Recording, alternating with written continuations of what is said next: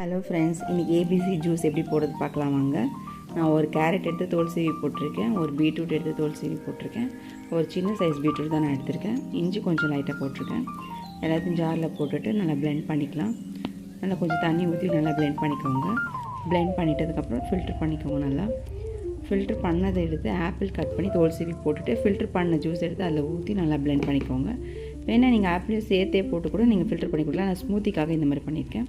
இதில் நான் நாட்டு சக்கரை போட்டிருக்கேன், லெமன் ஜூஸ் போட்டிருக்கேன், ஒரு ஃபுல் லெமன் நான் போட்டிருக்கேன். பிகாஸ் ஸ்வீட்னஸ் நல்லாயிருக்கும், அப்போ தான் குடிக்க. இதுக்கப்புறம் கிளாஸில் சர்வ் பண்ணிக்கலாம். கிளாஸில் ஊற்றிட்டு கொஞ்சம் புதினா போட்டு டெக்கரேஷன் பண்ணியிருக்கேன். இதை வந்து பார்த்திங்கன்னா உங்களுக்கு நல்லா வெயிட்லெஸ் ஆகும், ஸ்கின்க்கு நல்லா க்ளோயிங் கொடுக்கும். தேங்க்யூ.